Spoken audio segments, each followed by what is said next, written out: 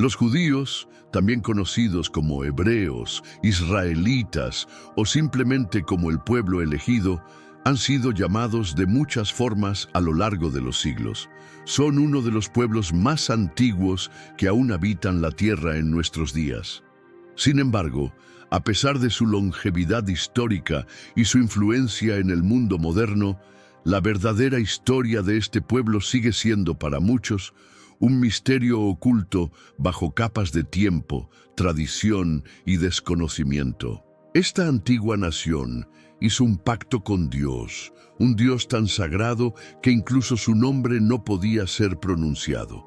Desde las primeras etapas de su existencia, fueron testigos de acontecimientos sobrenaturales, prodigios imposibles de explicar con lógica humana, y tuvieron encuentros con seres del más allá.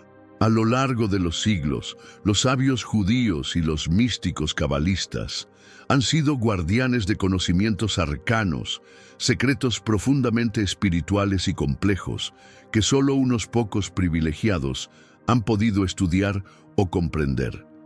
¿Estás listo para descubrir lo que por siglos fue reservado solo para los iniciados? Entonces, quédate con nosotros, suscríbete ahora mismo y prepárate para abrir los ojos a una historia que va mucho más allá de lo que enseñan los libros de historia. En este documental, nos proponemos realizar un recorrido completo por la historia de este fascinante pueblo, desde sus orígenes antiguos hasta su papel en el mundo contemporáneo, explorando eventos que marcaron el destino no solo de Israel, sino de toda la humanidad. Retrocedamos al año 1896, cuando el legendario egiptólogo y arqueólogo británico Sir William Flinders Petrie hizo un hallazgo sorprendente en las arenas milenarias de Tebas, en Egipto. Él y su equipo desenterraron una estela de granito negro de más de 3 metros de altura, cubierta completamente con inscripciones jeroglíficas y dibujos simbólicos. Aquella pieza monumental era una inscripción conmemorativa del faraón Merneptah, quien gobernó Egipto entre los años 1213 y 1203 a.C.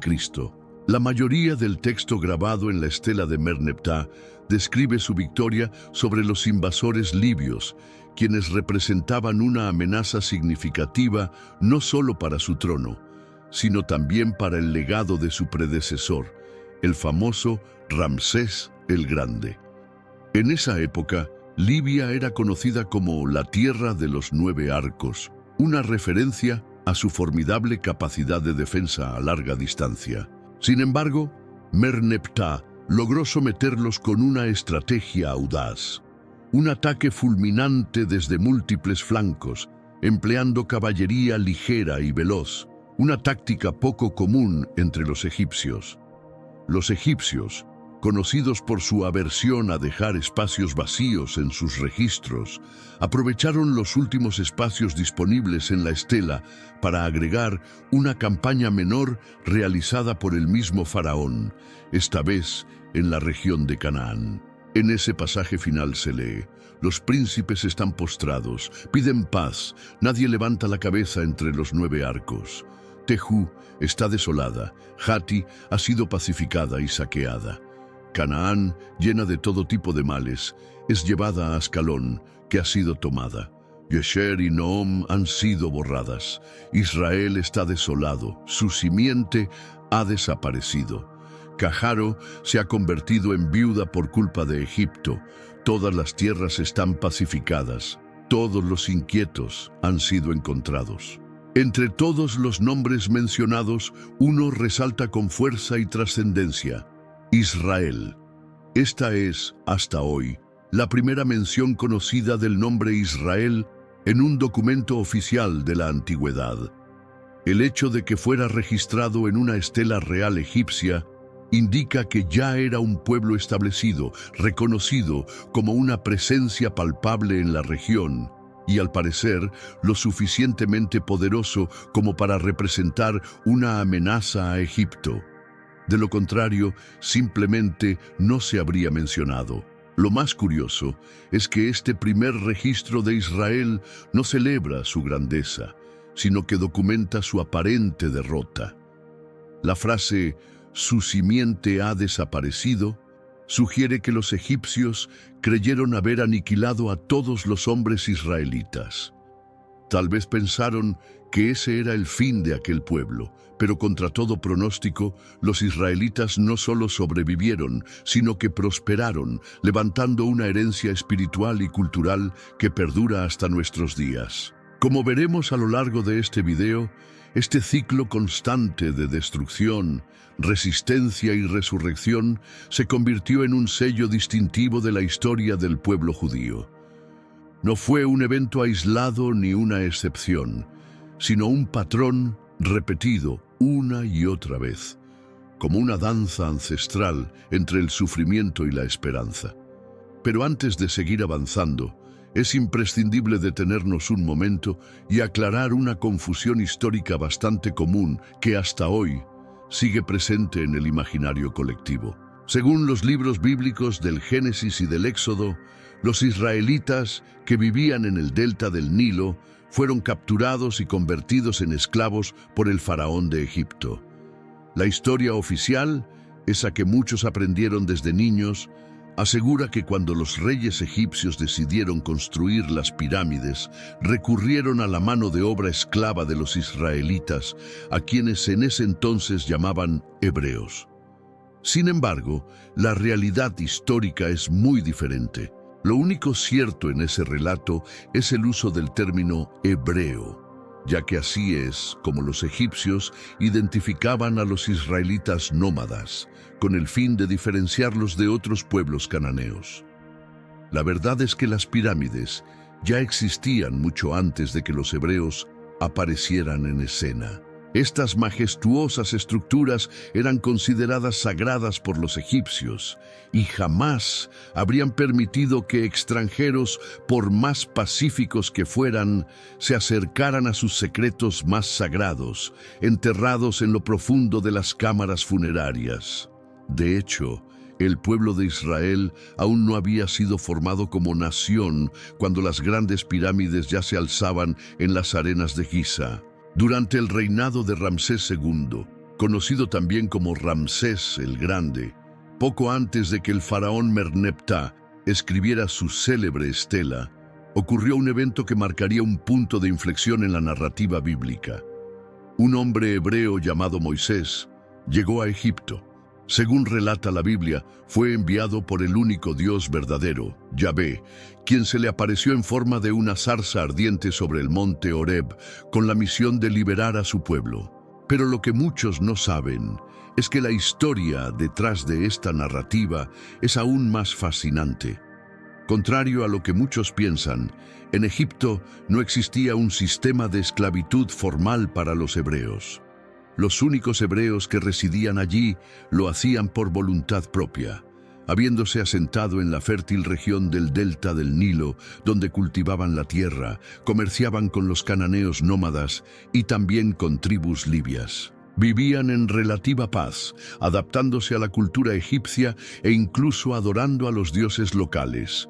Pero este sincretismo y esta vida cómoda no agradaron a Yahvé, un Dios celoso y guerrero, cuya naturaleza sobrenatural lo convertía en una entidad capaz de manifestaciones terribles y de ejecutar juicios implacables. Yahvé detestaba la idolatría y el politeísmo egipcio, y se indignó al ver que su pueblo prefería la comodidad a la fidelidad. Por eso, decidió actuar.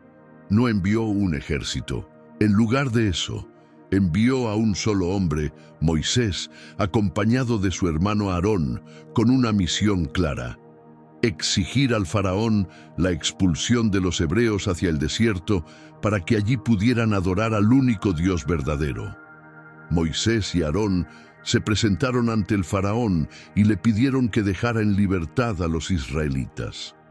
El faraón, escéptico, exigió una señal milagrosa como prueba del poder de ese supuesto Dios. Aarón entonces arrojó al suelo el bastón de Moisés, el cual se transformó en una gran serpiente. No impresionado, el faraón ordenó a sus magos hacer lo mismo, y lo lograron. Cada uno de ellos convocó serpientes ante sus ojos. Sin embargo, la serpiente de Moisés devoró a las demás. Para el faraón, esto no fue más que una muestra de insolencia, y mandó expulsar a Moisés y a Aarón de su palacio. Moisés regresó al desierto y le informó a Yahvé lo ocurrido. Fue entonces cuando Dios decidió tomar el control directo.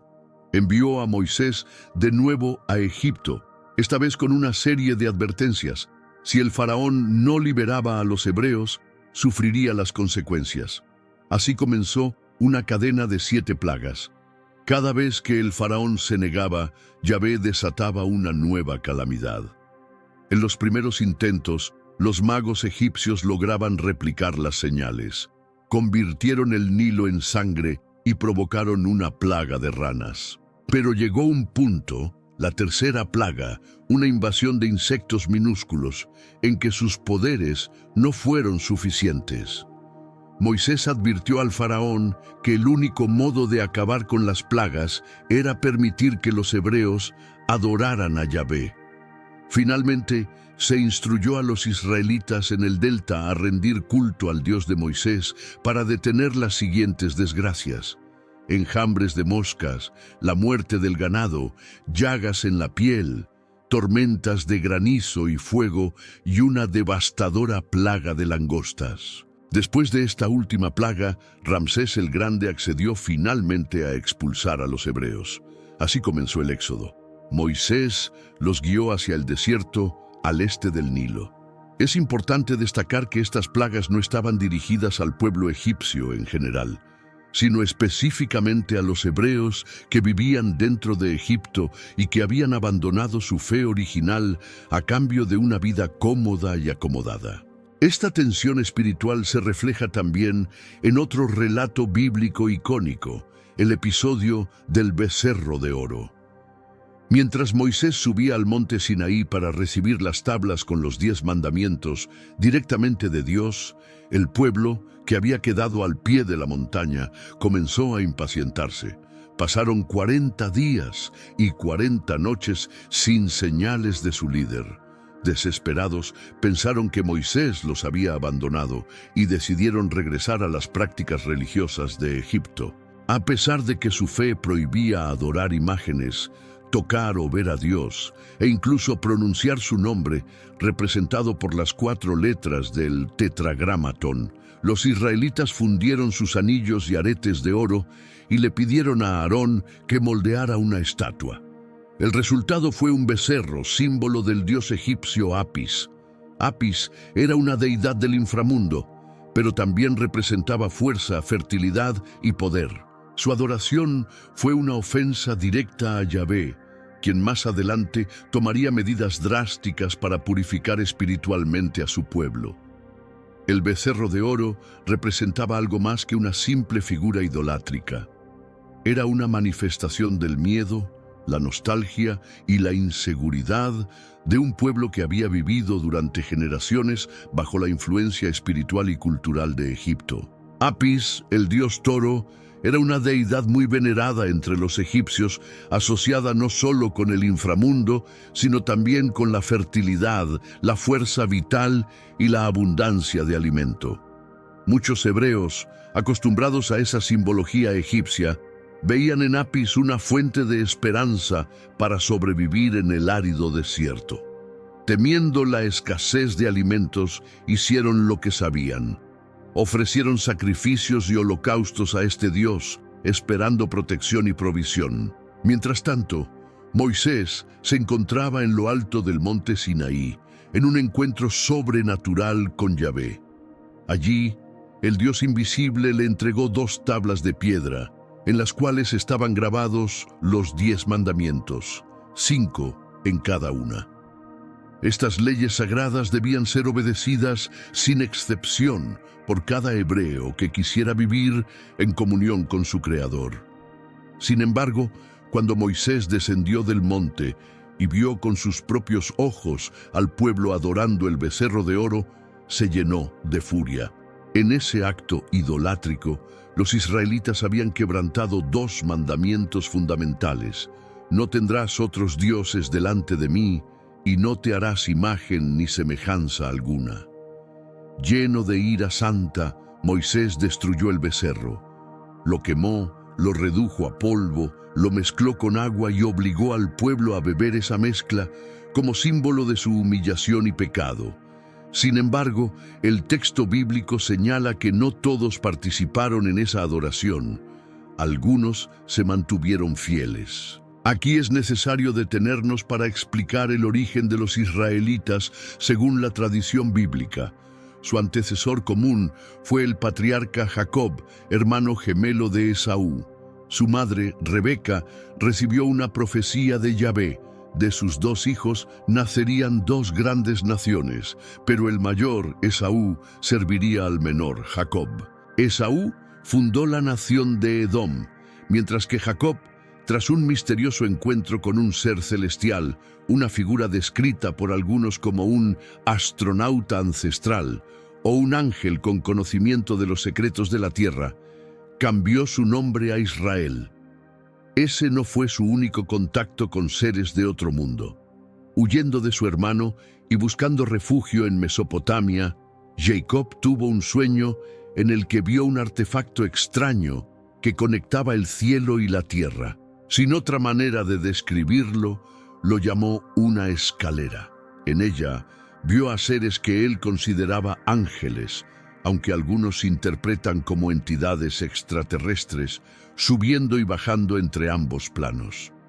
Fue en ese contexto que Yahvé descendió y le reveló que el pacto hecho con su abuelo Abraham también lo incluía a él. Le prometió que sus descendientes heredarían la tierra de Canaán siempre y cuando tuviera suficientes hijos para poblarla. Jacob tuvo 13 hijos. Algunos se establecieron con él en Egipto, otros se dispersaron por el norte de África y regiones de Asia. Cada hijo formó una tribu o clan familiar. No obstante, la Biblia menciona solo 12 tribus, lo que ha generado especulaciones sobre el destino de la misteriosa 13ª tribu perdida, un tema al que volveremos más adelante. La Biblia está llena de relatos sobre personas que vivieron vidas extremadamente largas, y en casi todos esos casos hay una constante: el contacto directo con seres del cielo. Jacob, por ejemplo, murió en Egipto a la edad de 147 años, aproximadamente 500 años antes de que Moisés guiara a los hebreos fuera de Egipto. Volviendo al episodio del becerro de oro, se nos dice que solo una tribu, la de Leví, descendientes del hijo de Jacob, llamado Levi, se negó a participar en la adoración pagana. Por esa razón, Moisés los perdonó. Pero su ira cayó con fuerza sobre las demás tribus. Esa misma noche ordenó la ejecución de entre 3.000 y 23.000 israelitas. Fue una purga violenta, fruto de un celo espiritual extremo. Desde ese momento, toda aquella generación fue condenada a no entrar en la tierra prometida. Yahvé decretó que solo sus hijos, una nueva generación, tendrían el privilegio de cruzar al otro lado del desierto y establecerse en Canaán, la tierra prometida, la tierra que fluye leche y miel. Además, solo los descendientes de Leví serían considerados dignos para ejercer el sacerdocio. Así nació la casta levítica, encargada de la dirección espiritual del pueblo de Israel. Y aquí surge una pregunta inquietante: ¿quién era realmente ese Dios tan celoso, tan poderoso y a veces tan destructivo? Yahvé es una figura que ha desconcertado a generaciones. Gracias a los avances en la arqueología, la teología comparada y la historia del antiguo Oriente Próximo, hoy sabemos que muchas religiones coexistían en esa región. Pero hay una excepción: Yahvé. Su nombre no pertenece a ninguna lengua antigua conocida, lo que ha llevado a muchos estudiosos a creer que su origen no es terrenal. Por esa razón, a sus fieles se les prohibió pronunciar su nombre. Ni Jacob ni Abraham lo conocieron. Pasaron siglos adorando a un Dios sin nombre. Solo a Moisés se le revelaron las 4 letras hebreas que componen el sagrado tetragramatón, IHWH. Mientras tanto, el culto a Yahvé fue creciendo. Las teorías más aceptadas hoy indican que Yahvé nació como un dios menor en el sur de Canaán. En esa época, los cananeos adoraban a múltiples deidades: Yahvé, Asera, la diosa madre, y Baal, quien más adelante se enfrentaría directamente con Yahvé por el dominio espiritual del pueblo de Israel. En las primeras mitologías cananeas, Yahvé y Baal eran 2 de los 70 hijos de él, el Dios Supremo. Con el tiempo, algunas tribus nómadas conocidas como los Shasú adoptaron el culto a Yahvé y lo llevaron consigo por todo el antiguo mundo, llegando incluso a Egipto. El primer documento histórico que menciona a Yahvé no proviene de Israel, sino de Egipto. Se trata de una antigua inscripción grabada durante el reinado del faraón Amenhotep III, un período marcado por transformaciones religiosas que sacudieron los cimientos del mundo antiguo. En dicha inscripción se menciona a los Shasú de Yahu, o Yeo, y durante mucho tiempo los eruditos asumieron que ese lugar llamado Yeo era la cuna de esta misteriosa deidad. Sin embargo, esta suposición pronto fue cuestionada debido al carácter nómada de los Shasú, un pueblo errante que viajaba continuamente entre el norte de África, la península arábiga y Canaán. Lo cierto es que Yahvé no era un dios común del panteón cananeo. A diferencia de otras deidades agrícolas o asociadas al clima, Yahvé era un dios guerrero, celoso, implacable. Su objetivo no era simplemente convivir con los demás dioses, sino reemplazarlos. Fue ambicioso desde el principio. Deseaba ser adorado como el único Dios supremo. El primer paso fue desplazar a las deidades principales del panteón cananeo y asumir su lugar. En Canaán, Yahvé fue reconocido como el creador de los ejércitos celestiales, una imagen que nos remite de inmediato a la visión de Jacob, quien contempló a esos mismos ejércitos en su famosa escalera al cielo. Uno de los nombres que se le atribuyen a Yahvé es Elohim, una palabra que comienza con El, el nombre del dios principal del panteón cananeo. Curiosamente, la Biblia menciona múltiples conflictos entre Yahvé y otras deidades como Baal o Asera, pero jamás con él, lo que sugiere que, en algún momento, Yahvé pudo haber absorbido o sustituido a esta deidad principal.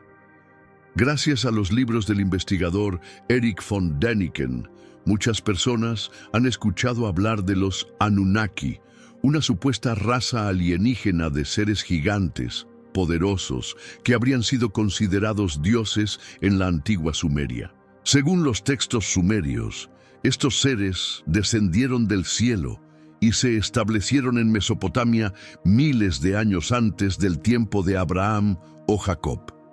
Ahora bien, si recordamos que Jacob tuvo encuentros con Yahvé precisamente cuando vivía en Mesopotamia, ¿no es posible que exista alguna conexión entre Yahvé y los Anunnaki? Lo mismo se ha dicho de otros dioses egipcios como Tot, el verdadero arquitecto de las pirámides según ciertos textos alternativos. La Biblia misma hace referencia a seres caídos conocidos como los Nefilim, gigantes que habitaron la tierra y cuya existencia sugiere un vínculo directo entre lo divino y lo extraterrestre. El relato bíblico no solo ofrece información sobre la naturaleza de Yahvé, sino también sobre la forma de vida de los primeros judíos. Como ya vimos, no todas las historias bíblicas deben ser interpretadas de manera literal, pero casi todas contienen una chispa de verdad histórica, un eco de un pasado que se mezcla con la leyenda. Un ejemplo fascinante es el libro del profeta Ezequiel, uno de los más importantes tanto en la Biblia cristiana como en el Tanaj hebreo. Durante su exilio en Babilonia, en el siglo VI a.C., Ezequiel tuvo 6 visiones que marcaron profundamente la espiritualidad judía. En el capítulo 1, describe la visión de una Merkabá o carro celestial. Esta visión fue tan influyente que dio origen, siglos más tarde, a una corriente mística dentro del judaísmo llamada misticismo de la Merkabá. Pero cuando uno lee con atención la descripción de Ezequiel, es difícil no pensar que lo que vio fue una nave espacial. El profeta relata un vehículo con 4 ruedas, impulsado por seres con forma humanoide, alas múltiples y rostros que combinaban rasgos humanos y animales. Este carro celestial era para muchos intérpretes modernos una nave tripulada por entidades de otro mundo. La Biblia está repleta de estos relatos fantásticos. El arca de Noé, por ejemplo, es descrita como una embarcación tan grande que podía contener parejas de todas las especies animales del planeta. Esta historia tiene paralelismos con otros textos antiguos como la epopeya de Gilgamesh, escrita en Mesopotamia mucho antes de la Biblia. En ese relato, el dios Enlil decide exterminar a la humanidad con un gran diluvio por ser demasiado ruidosa. Pero el dios Ea, creador de los humanos a partir del barro, advierte a un hombre justo, Utnapishtim, para que construya un barco gigantesco y sobreviva. Las similitudes con la historia de Noé son innegables y no terminan ahí. El mito babilónico de la creación, conocido como Enuma Elish, contiene elementos casi idénticos al Génesis: la creación a partir del agua, la separación entre luz y oscuridad, y el establecimiento del orden por una deidad poderosa. Estos paralelismos nos revelan que la Biblia no surgió en el vacío, sino como parte de un mosaico cultural y religioso más amplio. Además, algunos salmos judíos canónicos, como el Salmo 19:1, afirman que los cielos cuentan la gloria de Dios, lo cual sugiere que la adoración a Yahvé no se limita a los humanos en la tierra, sino que incluye también a seres celestiales que habitan más allá del firmamento. La Biblia también nos describe cómo era la estructura social de los primeros hebreos. Eran pueblos nómadas, organizados por tribus lideradas por un patriarca. La familia, el clan, era la célula principal de su sociedad, y esta organización tribal continuó incluso después de su asentamiento en Canaán, la tierra prometida. Como se explicó antes, todos los que estuvieron vivos en la época del becerro de oro murieron en el desierto. Ni siquiera Moisés pudo cruzar el Jordán. Fue su sucesor, Josué, quien finalmente lideró al pueblo hacia Canaán tras 40 años de peregrinaje. Una vez allí, construyeron ciudades y más adelante un templo en Jerusalén. Para establecerse, exterminaron a los cananeos, alegando que era un mandato divino. En esa tierra comenzaron a escribir y codificar la Torá o Pentateuco, los 5 primeros libros de la Biblia. Establecieron también sus ritos religiosos, sacrificios, peregrinaciones, festividades como Yom Kippur, el Día de la Expiación, y la Pascua. La Torá también determinó las leyes alimentarias que hasta hoy definen el judaísmo. Los judíos no deben comer carne de cerdo, camello, liebre, ni mariscos. Al principio, cada tribu se gobernaba a sí misma, sin necesidad de un estado central. Pero una vez asentados en Canaán, rodeados por pueblos fuertes y bien organizados, los ancianos de las tribus decidieron que necesitaban un rey. Así fue como Saúl, un judío, fue elegido. Pero no duró mucho. Desobedeció a Yahvé y fue castigado con la muerte en batalla contra los filisteos. El siguiente rey fue David, una figura monumental en la historia del pueblo de Israel. Más allá de su rol como soberano, David representó la transición entre un pueblo nómada, tribal y fragmentado, hacia una nación consolidada y con identidad propia. Enfrentó rebeliones internas, guerras civiles, enemigos externos y momentos de profunda crisis espiritual. En un punto, incluso tuvo que huir por su vida, traicionado desde dentro. Pero gracias a su astucia, liderazgo y carisma, logró reunir fuerzas, sofocar las revueltas y recuperar el trono. Bajo su mando, las 12 tribus se unificaron como nunca antes. David se convirtió en un líder militar imbatible, venciendo a los filisteos y expandiendo las fronteras de su reino.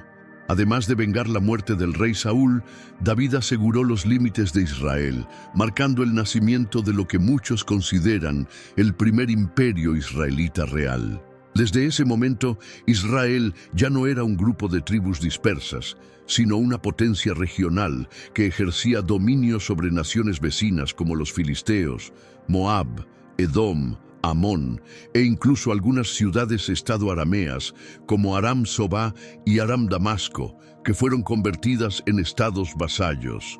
A David le sucedió su hijo Salomón, cuya fama trascendió generaciones. Salomón fue célebre por su inmensa sabiduría, por su riqueza sin igual y por su legendario sentido de la justicia. Pero sobre todo es recordado por haber construido el primer templo en Jerusalén, una obra sagrada que marcaría la historia espiritual de Israel para siempre. Lo edificó sobre el monte Moria, en el mismo lugar donde su padre, el rey David, había tenido un enigmático encuentro con un ángel de origen claramente no humano, descrito con características celestiales. El templo de Salomón no fue una simple estructura de piedra, fue la manifestación física del conocimiento arcano transmitido a los israelitas directamente por Yahvé. Por eso, cada elemento del templo fue cuidadosamente estudiado por generaciones de sabios, científicos y místicos. Según el primer libro de los Reyes, la construcción se detalla con gran precisión. A la entrada del templo había 2 columnas imponentes. La columna derecha se llamaba Yaquín, que significa Él establece, y la izquierda Boaz, que significa en su fuerza. Estas columnas simbolizaban la dualidad universal, y siglos después, esa misma dualidad sería representada en el tarot medieval, donde la figura de la suma sacerdotisa aparece flanqueada por las letras J y B. El templo se dividía en 3 partes, pues el número 3 simbolizaba perfección, armonía divina y sabiduría espiritual. Primero, el atrio exterior, donde se encontraba el altar de los sacrificios, era el lugar público donde el pueblo se reunía para ofrecer adoración a Dios. Enseguida, el lugar santo, una sala cerrada que contenía un candelabro de oro, un altar de incienso y una mesa. Este espacio era sagrado y solo se accedía durante ceremonias oficiadas por los sacerdotes. Finalmente, el lugar santísimo, una cámara prohibida donde solo el sumo sacerdote podía entrar una vez al año durante Yom Kippur. En este recinto se encontraba el propiciatorio, la tapa de oro que cubría el arca de la alianza. Sobre ella, 2 querubines de oro extendían sus alas, simbolizando el trono celestial de Yahvé, el lugar desde donde se manifestaba su presencia. Este recinto era tan sagrado que se creía que la energía divina allí contenida no podía ser vista sin consecuencias. Salomón también reconstruyó varias ciudades importantes como Megiddo, Hazor y Geser. No obstante, tras su muerte en torno al año 926 a.C., surgieron nuevas tensiones entre las tribus. Su hijo, Roboam, no logró mantener la unidad. El reino se dividió en 2, el reino del norte, Israel, y el reino del sur, Judá, con Jerusalén como capital. La división trajo debilidad.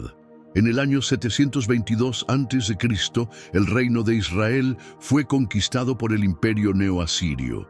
Judá resistió por un siglo más, pero en el 586 a.C. fue derrotado por el imperio neobabilónico.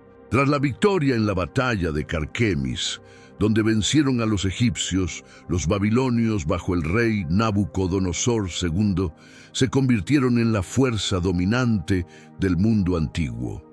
Judá, ya debilitada, no pudo resistir. Nabucodonosor impuso un tributo que los judíos pagaron durante 3 años, hasta que finalmente se rebelaron. Así comenzó la guerra babilónica judía, 601-586 a.C. Jerusalén fue sitiada al menos 2 veces. En la última ocasión, los babilonios invadieron la ciudad, esclavizaron a la población y destruyeron completamente el templo de Salomón. La ciudad cayó en el año 587 a.C., en el 9º año del reinado de Nabucodonosor. 5 años más tarde, deportó a la mayoría de los judíos hacia la capital babilónica, donde permanecerían en el exilio hasta el año 539 a.C. Ese año marcó un punto de inflexión. El imperio neobabilónico fue derrotado por los persas del imperio aqueménida, liderados por Ciro el Grande. Los persas permitieron que los judíos regresaran a su tierra, y 2 años después comenzaron la construcción del segundo templo. Sin embargo, muchos de los judíos exiliados no regresaron. Muchos se establecieron en lo que hoy es el norte de Israel y Siria. Este período de cautiverio en Babilonia fue crucial.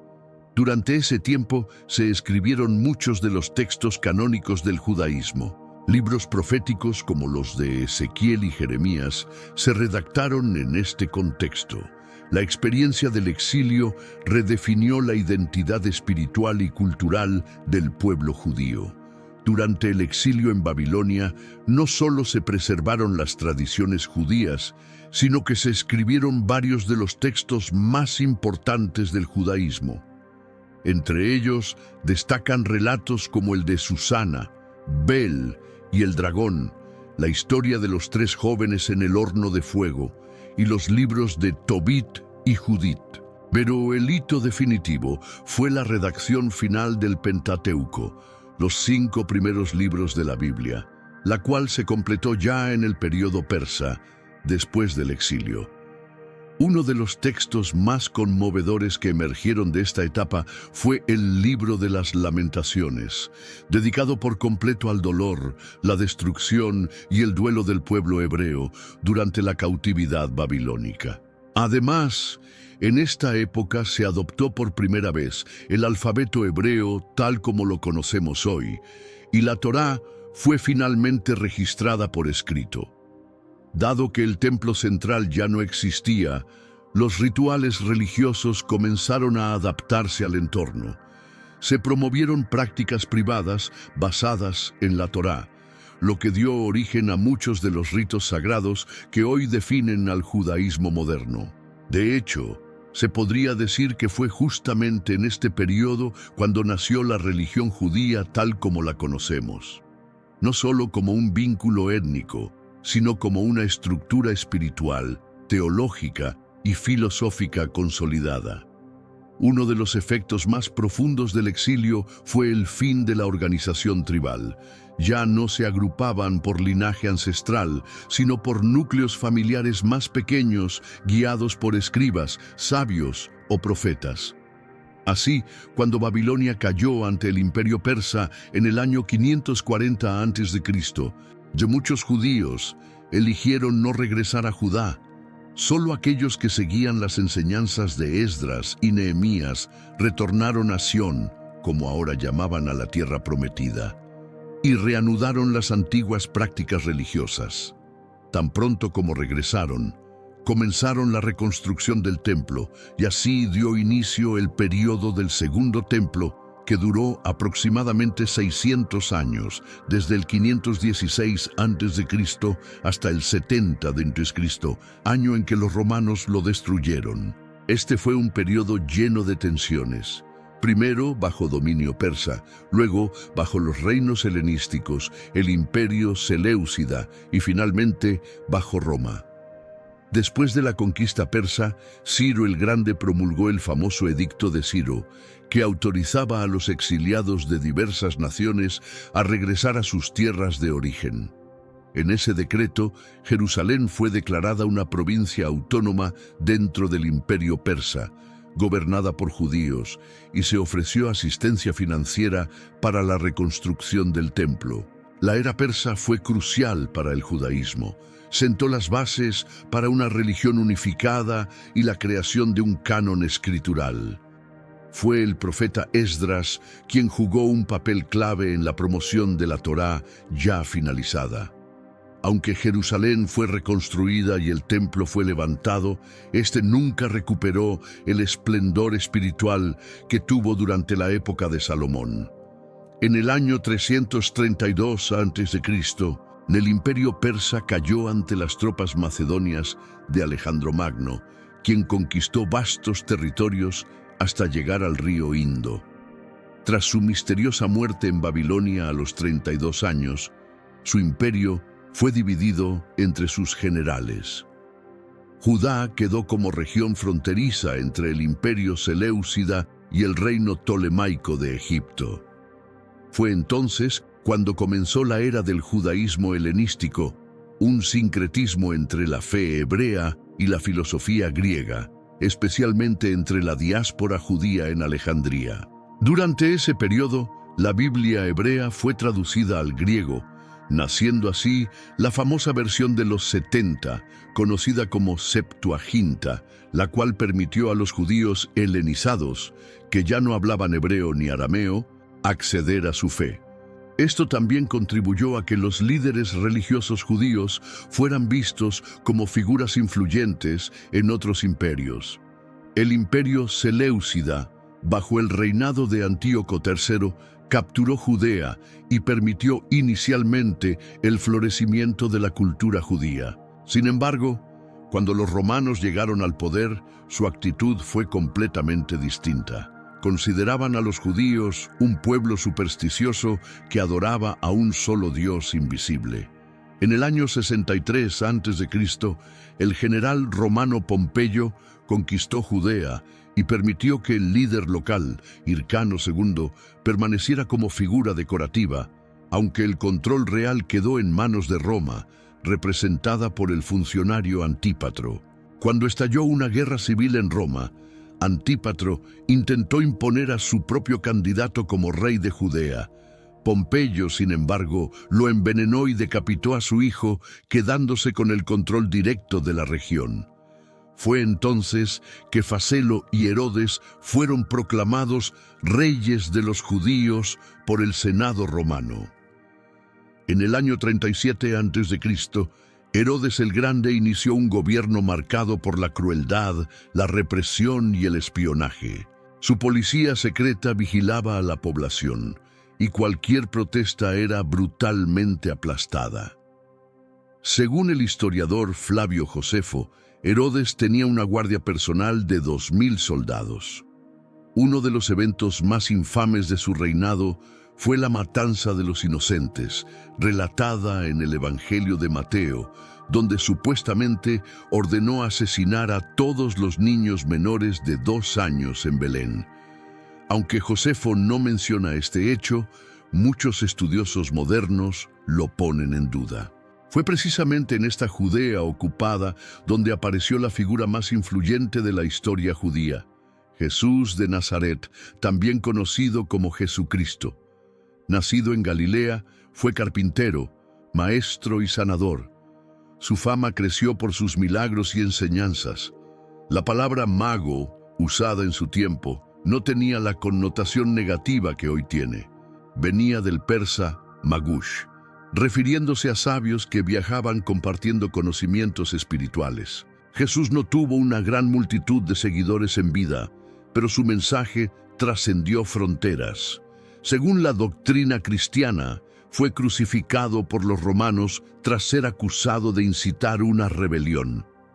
3 días después, resucitó y ascendió al cielo.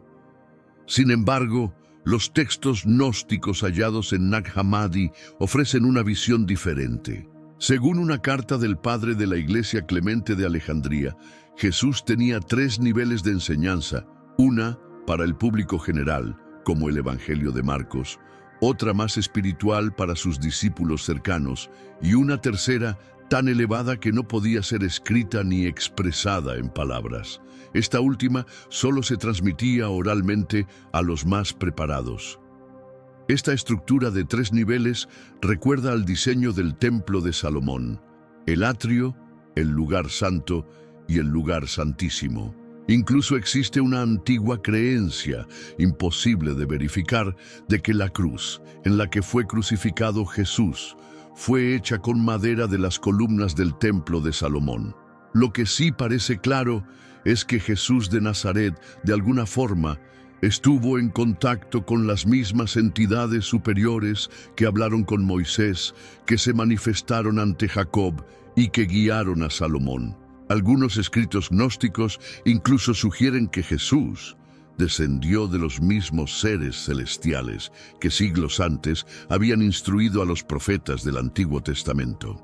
Su propósito no era fundar una religión o convertirse en objeto de culto, sino revelar la verdad a la humanidad, una verdad oculta, una sabiduría sagrada conocida como gnosis, la cual no podía ser transmitida por escrito, sino únicamente a través de la palabra hablada, de maestro a discípulo, en cadenas de enseñanza espiritual.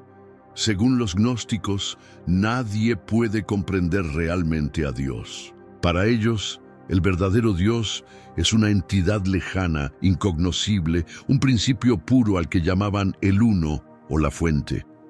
El Dios creador del mundo material, adorado en la tierra, sería en realidad una deidad menor, imperfecta e incluso ignorante. En esta visión, Jesús no vino como Salvador, sino como revelador, como un ser portador de luz que enseñó cómo escapar de esta prisión material y reconectarse con lo divino que habita en el interior de cada ser humano. Los gnósticos creían que dentro de cada persona hay una chispa divina, una luz espiritual que es fragmento del verdadero Dios. Y solo a través del autoconocimiento, el descubrimiento interior y la iluminación personal, uno puede ascender hacia el conocimiento del Creador. De ahí que Jesús enseñara que el reino de Dios está dentro de vosotros. Ese era el núcleo de su mensaje oculto. Esta interpretación también explica por qué los evangelios gnósticos presentan a María Magdalena de una forma completamente diferente a la tradición canónica. Mientras en la Biblia tradicional ella es apenas una figura secundaria, los textos gnósticos la elevan como una de las discípulas más cercanas a Jesús y receptora de enseñanzas exclusivas. El Evangelio de María incluso la muestra como intérprete autorizada de las enseñanzas profundas del Maestro. En el Evangelio de Felipe se afirma que Jesús amaba a María Magdalena más que a cualquier otra mujer, y un fragmento descubierto hace una década sugiere incluso que era su esposa. Los gnósticos no hacían distinción entre hombres y mujeres.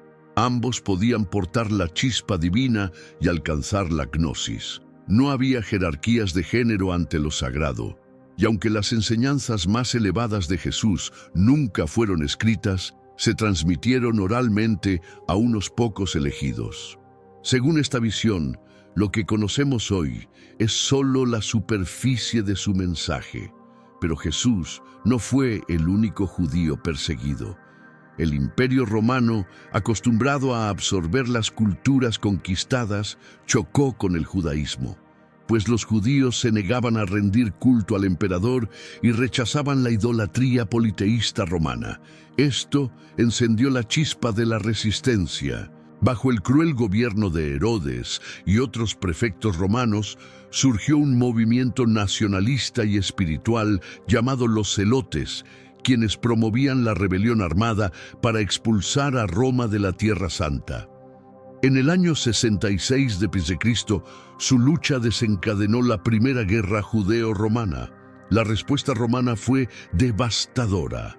Jerusalén fue saqueada, el segundo templo destruido, y decenas de miles de judíos fueron asesinados o vendidos como esclavos. A pesar de esto, décadas después, surgió una nueva revuelta, ahora liderada por Simón Bar Kokhba, pero también terminó en desastre.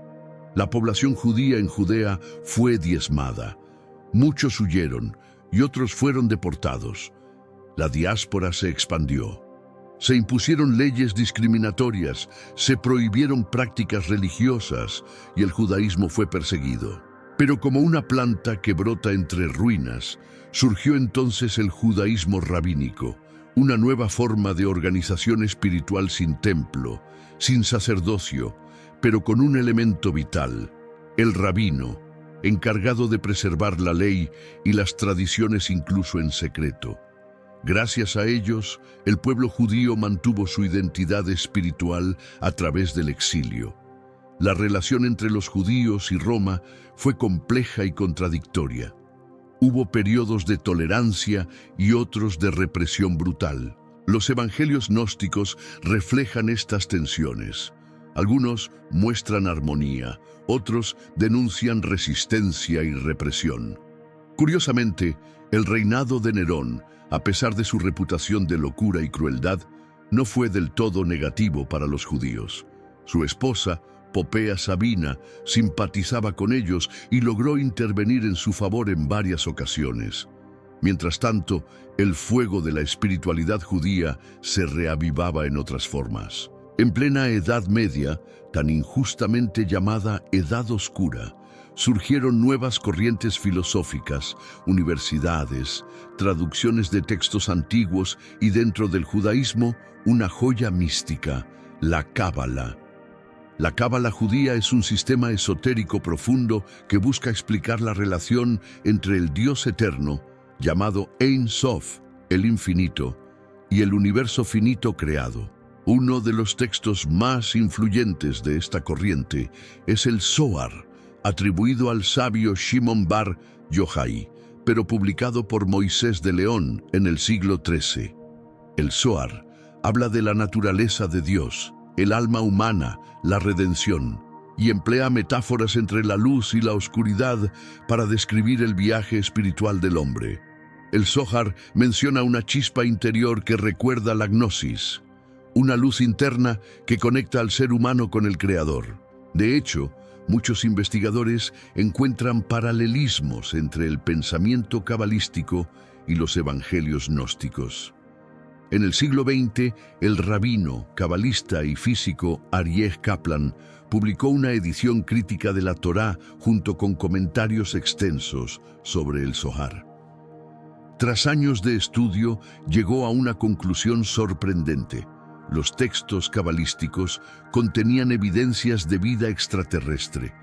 El Zohar menciona la existencia de 7 tierras separadas por firmamentos. Durante mucho tiempo se pensó que esto se refería a los 7 continentes, pero Kaplan descubrió que cada tierra es un mundo habitado por seres inteligentes, no humanos, pero conscientes de Dios. Uno de los pilares de esta sabiduría secreta es el árbol de la vida, un diagrama místico compuesto por 10 esferas llamadas Sefirot. Cada sefirá representa un aspecto de la manifestación divina en el mundo: sabiduría, comprensión, fuerza, belleza, misericordia. Una arquitectura simbólica del universo que para algunos es también un mapa espiritual para reconectar con la fuente. En los diagramas cabalísticos tradicionales, el árbol de la vida no es simplemente un símbolo místico, es un mapa del alma, un puente entre mundos. Se compone de 10 esferas, conocidas como Sefirot, cada una con un nombre específico y características únicas, conectadas entre sí por 22 senderos que representan los flujos de energía espiritual y el ascenso del alma hacia lo divino. Este árbol está sostenido por 3 columnas, una blanca, una negra y una central. Las columnas Boaz y Jaquín, inspiradas en las del Templo de Salomón, simbolizan la dualidad esencial del universo: misericordia y juicio, femenino y masculino, luz y sombra. Para muchos cabalistas, el árbol de la vida representa el camino entre la tierra y los cielos, el mismo que los antiguos sabios, y quizás incluso seres celestiales, recorrieron para traer sabiduría a la humanidad. Durante siglos, muchos practicantes de la Cábala, especialmente entre los judíos sefardíes, se establecieron en España, donde floreció una rica vida intelectual y mística. Pero en 1492, los reyes católicos, Isabel y Fernando, decidieron crear un reino religiosamente homogéneo. En marzo de ese año, promulgaron el Edicto de Granada, también conocido como el Decreto de la Alhambra, que obligaba a todos los judíos a convertirse al cristianismo o enfrentar el exilio. No fue un acto aislado. Ya en el siglo XIV, pogromos brutales como el de 1391 habían sembrado el terror entre las comunidades judías. De los 300.000 judíos que vivían en España antes de 1492, muchos se convirtieron públicamente al catolicismo. Se estima que entre 50.000 y 70.000 huyeron, mientras que los demás optaron por la conversión, aunque muchos continuaron practicando el judaísmo en secreto. Nacía así el criptojudaísmo, una forma clandestina de mantener viva la fe. En la penumbra de sus hogares, las familias celebraban las festividades judías disfrazadas de rituales cristianos. En una de las formas más creativas de resistencia espiritual, inventaron una santa ficticia llamada Santa Esther, que no era otra que la reina Esther del Antiguo Testamento, y sus celebraciones coincidían con la festividad de Purim. Tras la expulsión, muchos judíos españoles encontraron refugio en el Imperio Otomano, en el norte de África, Portugal y en menor medida en Holanda e Inglaterra. A los convertidos se les llamó cristianos nuevos, pero eran vistos con desconfianza y tenían menos derechos que los cristianos viejos. Así, la fe secreta siguió floreciendo entre las sombras. Incluso bajo regímenes como el comunismo soviético, donde se prohibía toda práctica religiosa, el criptojudaísmo persistió. En Rusia y Europa del Este, los judíos practicaban su fe en silencio. En Portugal, la comunidad de los judíos de Belmonte guardó sus tradiciones en secreto desde el siglo XII, mediante matrimonios endogámicos y la eliminación de cualquier símbolo externo de judaísmo. No fueron redescubiertos hasta el siglo XX. Una de las figuras más influyentes de esta época fue Maimónides, el gran rabino, médico y filósofo que vivió en Córdoba y luego en Egipto. Fue guía de la comunidad judía en la península ibérica. Maimónides recomendó que los judíos no buscaran el martirio, sino que simularan haber abandonado la fe, mientras la practicaban en secreto. Incluso sugirió adoptar públicamente el Islam, como una táctica de supervivencia. Para él, el criptojudaísmo no era traición, sino un acto heroico de preservación espiritual. La Inquisición, activa durante siglos, perseguía duramente estas prácticas. Aún así, la presencia judía en Europa nunca desapareció por completo. Desde la Edad Media hasta el Renacimiento, los judíos siguieron contribuyendo al desarrollo económico y científico de Europa. Aunque excluidos del sistema feudal, desempeñaban roles clave como comerciantes, médicos, financieros y administradores. Muchos reyes y nobles protegían a rabinos y sabios talmúdicos, usándolos como consejeros. Sin embargo, el resentimiento aumentó. Los frailes dominicos y franciscanos impulsaron campañas antijudías y surgió la figura del judío como deicida, culpable de la muerte de Cristo. Esta narrativa provocó matanzas, deportaciones masivas y una espiral de odio que culminó en tragedias como la Cruzada Popular de 1096, que destruyó comunidades judías enteras en el Rin y el Danubio, o la Segunda Cruzada, que en 1147 provocó masacres en Francia. Expulsados de Inglaterra en 1290 y de Francia en 1396, muchos judíos encontraron refugio en Polonia, donde prosperaron bajo la protección de reyes más tolerantes. En ciudades italianas como Venecia se les permitía vivir dentro de guetos, pero no salir de ellos sin identificación, como la estrella amarilla. Así comenzó la larga historia del aislamiento físico y simbólico del pueblo judío en Europa. Ante tanta persecución, muchos buscaron un nuevo destino. La América del Norte protestante ofrecía oportunidades económicas y, sobre todo, libertad religiosa. En 1840 había unos 15.000 judíos en Estados Unidos. Para 1880 eran 250.000. La mayoría venía de países de habla alemana, como Austria y Alemania, trabajando en comercio, manufactura y tiendas de ropa. A partir de 1880 y hasta la Primera Guerra Mundial, 2 millones de judíos emigraron desde el este de Europa, de Rusia, Polonia, Lituania, huyendo de pogromos, pobreza e intolerancia. Nueva York se convirtió no solo en un refugio, sino en el nuevo epicentro espiritual de la diáspora judía. El nombre Sion, que aparece en la Biblia como el monte donde se edificaron los templos, adquirió nuevo significado. Durante los siglos XIX y XX, el movimiento sionista rescató el antiguo sueño de regresar a Jerusalén. Fundado oficialmente en 1884 y consolidado en 1897 con el Congreso Sionista Mundial, este movimiento, liderado por figuras como Theodor Herzl, buscaba establecer un Estado judío en Palestina, cumpliendo las profecías bíblicas y garantizando un refugio seguro para los judíos de todo el mundo.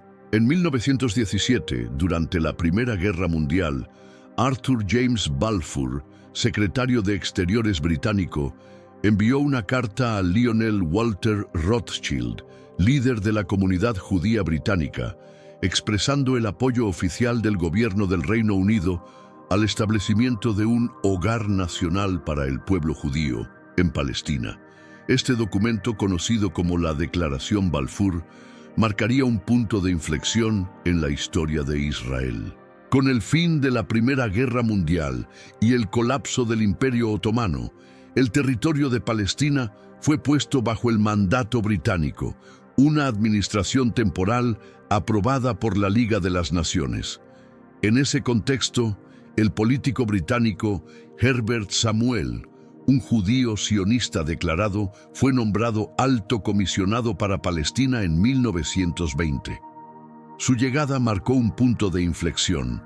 El sionismo dejó de ser una aspiración espiritual y se convirtió en una realidad política. En los años siguientes, se produjeron varias olas migratorias judías a Palestina, impulsadas por la persecución en Europa y el ideal del regreso a Sion. Sin embargo, la población árabe local, principalmente musulmana, vio con creciente hostilidad el establecimiento de asentamientos judíos. Las tensiones crecieron rápidamente y se convirtieron en disturbios violentos, como los motines árabes de 1920, los disturbios en Jaffa en 1921 y la Gran Revuelta Árabe de 1936. Los líderes judíos comenzaron a perder la fe en la imparcialidad británica. Percibían que los británicos no estaban dispuestos a confrontar a las bandas árabes responsables de ataques contra civiles judíos. Las autoridades británicas, atrapadas entre dos grupos en conflicto, adoptaron una postura ambigua y muchas veces inactiva. En 1929 ocurrieron disturbios masivos que dejaron decenas de muertos. En 1939, frente a la creciente violencia, el Reino Unido intentó promover una solución binacional, proponiendo la creación de un Estado árabe y otro judío. Sin embargo, ese mismo año, otro acontecimiento eclipsó todo: la invasión de Polonia por la Alemania nazi. El ascenso de Hitler al poder en 1933 trajo consigo una ideología racial violenta que buscaba una Alemania pura, libre de judíos. Al principio, el régimen implementó leyes antisemitas, confiscó propiedades y promovió ataques organizados como la infame Noche de los Cristales Rotos, Kristallnacht, en 1938. Pero a partir de 1941, el objetivo cambió. Ya no se trataba de expulsar a los judíos, sino de eliminarlos sistemáticamente. Durante la Segunda Guerra Mundial, los nazis construyeron campos de concentración y exterminio. Entre 1941 y 1945, alrededor de 6 millones de judíos fueron asesinados, lo que representó 2/3 de la población judía europea. Algunos fueron fusilados en masa, otros enviados a cámaras de gas. El Holocausto fue una herida abierta que redefinió para siempre la historia del pueblo judío. Tras el fin de la guerra, muchos sobrevivientes del Holocausto emigraron fuera de Europa. Algunos llegaron a América del Sur y del Norte. Otros fueron recibidos en Palestina, pese a la oposición británica. Los sionistas comprendieron que, si querían establecer un Estado, necesitaban números y territorio. Así surgieron organizaciones paramilitares judías que combatieron tanto a británicos como a árabes en una guerra no declarada que precedió al nacimiento de Israel. El punto de quiebre llegó el 29 de noviembre de 1947, cuando la recién creada Organización de las Naciones Unidas, ONU, aprobó la Resolución 181, que proponía la partición de Palestina en un Estado judío, otro árabe y una administración internacional para Jerusalén. Los judíos aceptaron el plan. Los árabes lo rechazaron de forma contundente. El 14 de mayo de 1948, David Ben-Gurión proclamó oficialmente la independencia del Estado de Israel, justo después de la retirada británica. Inmediatamente, una coalición de países árabes atacó al nuevo Estado, dando inicio a la Guerra de Independencia de Israel. Israel no solo sobrevivió, expandió su territorio más allá de lo propuesto por la ONU. Tras la guerra, Israel recibió cientos de miles de inmigrantes judíos, muchos de ellos sobrevivientes del Holocausto o expulsados de países árabes. En pocos años, un país sin apenas recursos se convirtió en una potencia militar, política y tecnológica. Desde su creación, Israel ha mantenido una política exterior firme y estratégica, utilizando herramientas diplomáticas, militares e incluso de inteligencia, como el famoso servicio Mossad, para proteger su soberanía. Hoy en día, Israel es una de las 9 potencias nucleares del mundo, a pesar de tener menos de 10 millones de habitantes. No se puede contar la historia de Israel sin hablar de sus guerras. La Guerra de Suez, 1956, la Guerra de los 6 Días, 1967, la Guerra de Yom Kippur, 1973, el conflicto con Líbano, las intifadas, los atentados, los acuerdos, las rupturas, la esperanza y el dolor. Uno de los eventos más controversiales de la independencia israelí fue la masacre de Deir Yassin, el 9 de abril de 1948, donde grupos sionistas atacaron una aldea árabe de 600 habitantes, matando a más de 100 civiles, incluidos mujeres y niños. El acto provocó una retaliación inmediata de las milicias árabes que emboscaron un convoy judío poco después. Uno de los episodios más dolorosos de la Guerra de Independencia fue la masacre del Hospital Hadassah, donde 78 judíos fueron asesinados brutalmente en un ataque dirigido. Durante meses, los enfrentamientos entre árabes y judíos se intensificaron, hasta que el 20 de julio de 1949 se firmó un armisticio entre Israel y los países árabes vecinos. Se trazaron fronteras temporales, marcando el fin del conflicto, pero no el fin del dolor. Para los israelíes, esta guerra es conocida como la Guerra de Independencia. Para el mundo árabe, este capítulo oscuro se llama la Nakba, que significa la catástrofe. Más de 700.000 palestinos fueron desplazados de sus hogares e incluso 80 años después, la mayoría de ellos y sus descendientes nunca han podido regresar. En 1956, el presidente de Egipto Gamal Abdel Nasser nacionalizó el Canal de Suez, un paso vital entre Europa y Asia. Francia y Reino Unido propietarios hasta entonces del canal, conspiraron con Israel para recuperarlo. Israel invadió el desierto del Sinaí en octubre. En solo 5 días capturaron Gaza, Rafa y Al-Arish, dejando a Egipto humillado. Aunque militarmente Israel ganó, no fue hasta los acuerdos de Camp David en 1979 que Egipto recuperó el Sinaí. Pero lo peor estaba por venir. En junio de 1967 estalló la Guerra de los 6 días. Israel, anticipándose a un ataque, lanzó una ofensiva relámpago. Conquistó Jerusalén Este, Cisjordania, la Franja de Gaza, los Altos del Golán y reocupó el Sinaí. La ONU exigió la retirada de estos territorios, pero la región ya nunca volvería a ser la misma. El 6 de octubre de 1973, en pleno Yom Kippur, las fuerzas egipcias y sirias atacaron por sorpresa. Comenzaba la guerra de Yom Kippur. Fue sangrienta y prolongada. Israel sufrió enormes bajas. El cese al fuego fue firmado con Egipto en noviembre de ese año y con Siria en mayo de 1974. Como resultado de los acuerdos de Camp David, Israel devolvió el Sinaí en 1982. Pero semanas después, las tensiones con los palestinos llevaron a Israel a bombardear Beirut y el sur del Líbano, donde operaba la OLP. En 1985, tras una retirada parcial, Israel se retiró completamente del Líbano. Sin embargo, en 2006, la organización Hezbollah lanzó una ofensiva desde el sur del Líbano, capturando soldados israelíes. Israel respondió con una guerra que duró un mes. Murieron más de 1000 libaneses y más de 1 millón de personas fueron desplazadas. Aún así, Hezbollah fue visto como un símbolo de resistencia en el mundo árabe. Hoy, el conflicto continúa. En octubre de 2023, el grupo palestino Hamas lanzó un ataque sorpresa desde Gaza, matando a más de 1000 personas y tomando rehenes. Israel respondió con una ofensiva total. El mundo fue testigo de una catástrofe humanitaria sin precedentes. Más de 30.000 palestinos muertos, incluidos más de 12.000 niños y 8.000 mujeres.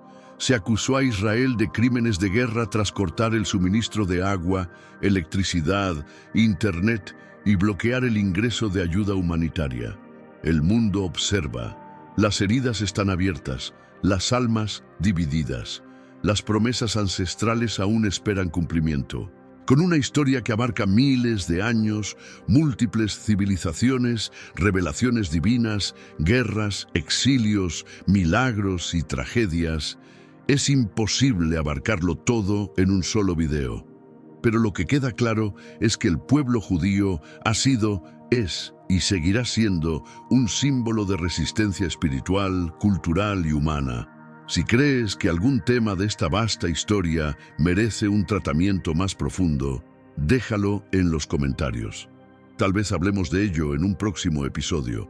No olvides darle me gusta, suscribirte al canal y ver los videos relacionados que aparecen en pantalla. Mantén la mente abierta, el corazón alerta y hasta que nos volvamos a encontrar.